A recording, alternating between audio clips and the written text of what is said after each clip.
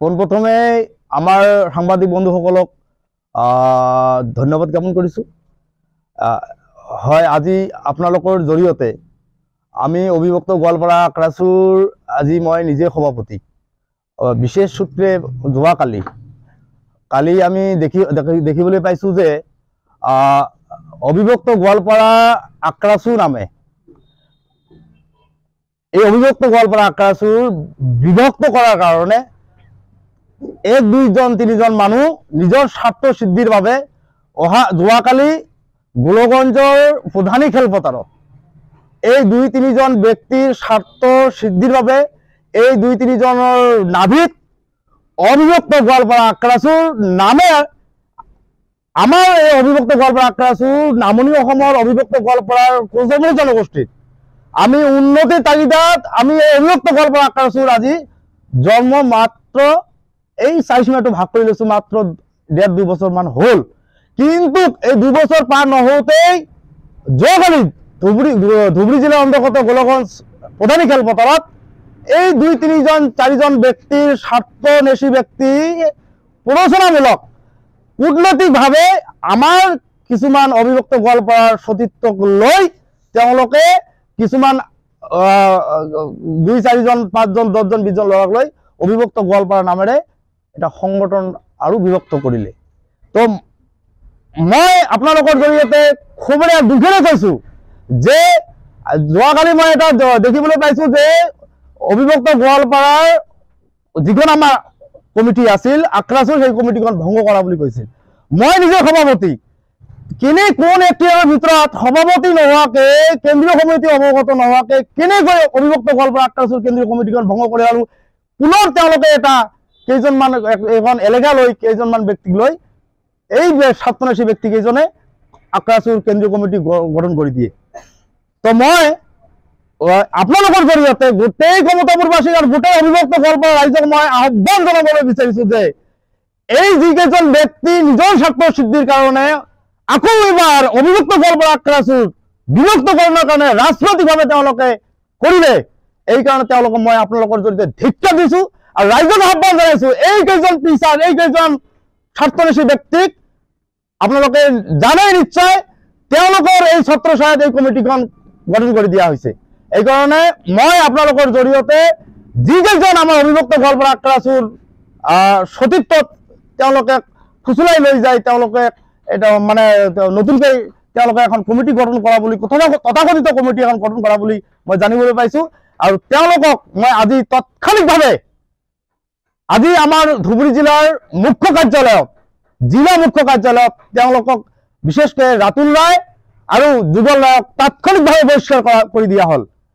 আৰু মই অবিভক্ত গোৱালপাৰা এই যে আমাৰ ৰাইজক কোচবিহাৰ জনগোষ্ঠীৰ ৰাইজক মই আহ্বান জনাইছোঁ যে যিসকল ব্যক্তিয়ে এনেকৈ মানে আমাৰ এই জাতিটোৰ উত্তৰণৰ তাগিদাত অবিভক্ত গোৱালপাৰা আখৰাচুৰ নামে আমি সংগঠনটো জন্ম দিয়া হৈছিল, সেই সংগঠনটোক তেওঁলোকৰ নিজৰ স্বাৰ্থ সিদ্ধিৰ কাৰণে যোৱাকালি এই প্ৰধানী খেলপথাৰত এখন তথাকথিত অবিভক্ত গোৱালপাৰা আখৰাচুৰ কমিটি গঠন কৰি দিয়ে আমি ধিক্কাৰ জনাইছোঁ আৰু ৰাইজক আহ্বান জনাইছোঁ এই মানুহখিনিক আপোনালোকে চিনাক্তকৰণ কৰক। ভৱিষ্যতে এই মানুহকেইজন যদি আপোনালোকৰ মাজলৈ যায় নিশ্চয় প্ৰত্যুত্তৰ দিব বুলি মই আহ্বান জনালোঁ।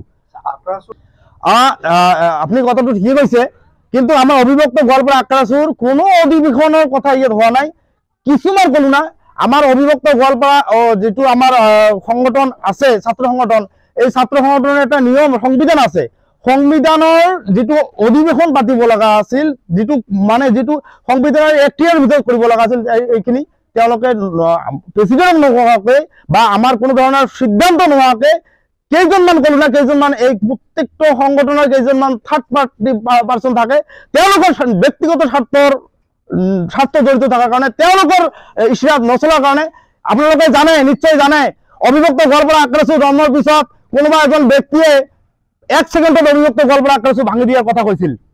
মই তাৰ প্ৰতি উত্তৰ দিছিলোঁ যে অবিভক্ত গোৱালপাৰা আখৰাচুৰ কাৰো ব্যক্তিগত ইছৰাত নচলে আৰু তেনেকুৱা সম্ভৱ হোৱাটো মই সভাপতি নহয়। তো আপুনি ভৱিষ্যতে এনেকুৱা অবিভক্ত গোৱালপাৰাৰ এটা জাতীয় সংগঠনৰ বিৰুদ্ধে এনেকুৱা কথা ভৱিষ্যতে নক'ব বুলি মই চকিয়ে দিছিলোঁ। কিন্তু তেতিয়া মোক কৈছিল যে যিয়ে নহওক এইটো আমাৰ ভুলে হৈ গৈছে, ভুল বুজাব নালাগে। কিন্তু এই ব্যক্তিসকলে আমাক পৰিচালনা অৰ্থাৎ নিজৰ স্বাৰ্থৰ কাৰণে আমাক পৰিচালনা কৰিব বিচাৰিছিল, কিন্তু পৰিচালনা কৰিব নোৱাৰাত আজি যোৱাকালি এই আমাৰ অবিভক্ত গোৱালপাৰা নামেৰে নতুনকৈ আৰু এটা মানে আমাৰ মাজত বিভক্ত কৰাৰ কাৰণে প্ৰচেষ্টা চলাই এখন কমিটি বনাই দিলে, তথাকথিত কমিটি। আৰু সেইকাৰণে মই আপোনালোকৰ জৰিয়তে মই ৰাইজক আহ্বান জনাইছো, এই মানুহকেইটাক আপোনালোকে চিনি ৰাখক। তেওঁলোকৰ নিজৰ স্থিতি, তেওঁলোকৰ নিজৰ কোনো ধৰণৰ নিজস্বতা নাই, নথকাৰ কাৰণে কাৰোবাৰ নাভিত এওঁলোকে আজি যোৱাকালি জন্ম দিলে। তো আমি এই কমিটিকেইখনক মানে অসাংবিধানিক বুলি মই নিজে সভাপতি হিচাপে মই আপোনালোকৰ জৰিয়তে ঘোষণা কৰিলোঁ। চাওক, প্ৰথমতে মই আমাৰ আজিৰ এই ধুবুৰী জিলা কমিটিৰ মুখ্য কাৰ্যালয়ত উপস্থিত থকা সাংবাদিক বন্ধুসকলক নমস্কাৰ জনাইছোঁ। আৰু আমাৰ প্ৰেছ মিট দিয়াৰ কাৰণটো হ'ল, আমি যোৱাকালি দেখা পাইছোঁ গোলগঞ্জ প্ৰধানী খেলপথাৰত। এই প্ৰধানী খেলপথাৰত আমাৰ অবিভক্ত গোৱালপাৰা যিখন আমাৰ জিলা কমিটি আছে, এই জিলা কমিটিখনক নজনাকে এখন নতুন জিলা কমিটি বনাৰ কাৰণে সিহঁতে কমিটি গঠন কৰিছে। কিন্তু সেই জিলা কমিটিখনক মই নিজে ডিষ্ট্ৰিক্ট প্ৰেচিডেণ্ট হয়, আৰু মোৰ লগত উপস্থিত আমাৰ আছে জিলা কমিটিৰ কাৰ্যকাৰী সভাপতি চন্দন ৰায়, আৰু মোৰ লগত উপস্থিত আছে আমাৰ জিলা কমিটিৰ উপসভাপতি তপন ডাকুয়া, যুটীয়া সম্পাদক মধু ৰায়, আৰু এছিষ্টেণ্ট ছেক্ৰেটাৰী সুৰজিৎ ৰায়, আৰু পিছফালে থকা যিবিলাক আছে সাংগঠনিক সম্পাদক ভাইচ আদিকে আমাৰ জিলাৰ সতীৰ্থবিন্দু। কিন্তু ইহঁতে যে যিখন জিলা কমিটি কালি বনাইছে, এইখন আমি একচুৱেলি অবৈধ বুলি ঘোষণা কৰিছোঁ। কাৰণ কোনো এটা জাতীয় সংগঠনৰ কিছুমান সংবিধান আছে, আৰু সংবিধানৰ ভিত্তিত কিছুমান কাম কৰিব লাগে। এখেতে যদি কোনো জিলা কমিটি বনায়, তেতিয়াহ'লে জিলা কমিটি এখন প্ৰতিনিধি সভা দিব লাগে বুলি আমি জানো, বা অধিৱেশন দিব লাগে। কিন্তু আমি দেখা পাইছোঁ তাত কোনো ধৰণৰ অধিৱেশন বা জিলা কমিটি অৱগত নকৰা কৰি এখন জিলা কমিটি বনাইছে, আৰু শপত গ্ৰহণ তাত পিছফালে দেখা পাইছোঁ শপত গ্ৰহণো পাতিছে। গতিকে এইখন কমিটি আমি কেতিয়াও জিলা কমিটি মানি নলওঁ, আৰু আমি এইখন কমিটিৰ প্ৰতি ধিক্কাৰ জনাইছোঁ। আৰু আমাৰ যি সংগঠনখনত কিছু নীতি নিয়ম আছে, সেই নীতি নিয়ম নামানি, নীতি নিয়মক অভাৰটেক কৰি আমাৰ যুটীয়া সম্পাদক অমৃত্যু ৰায় আৰু প্ৰচাৰ সম্পাদক দিব্যঙ্কৰ ৰায় যোৱা কিছুদিন আগত আমাৰ মাজত কিবা এটা খেলি মেলি কৰি সিহঁতে পৰ্টত যাই এটা ধৰ্ণা কাৰ্যসূচী লৈছিল গোপন বুজাবুজিৰ মাজত।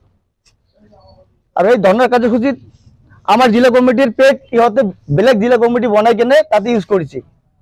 সেই ক্ষেত্ৰত আমি জিলা কমিটিৰ তৰফৰ পৰা আজি আমাক এই অমৃত্যু ৰায়ক আৰু প্ৰচাৰ সম্পাদক দিব্যঙ্কৰ ৰায়ক আমি একদম সাংগঠনিকভাৱে তাক বহিষ্কাৰ কৰিছোঁ।